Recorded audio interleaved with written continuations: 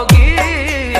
हलीमा तेरे घर नूर की बारिश होगी। सदका जब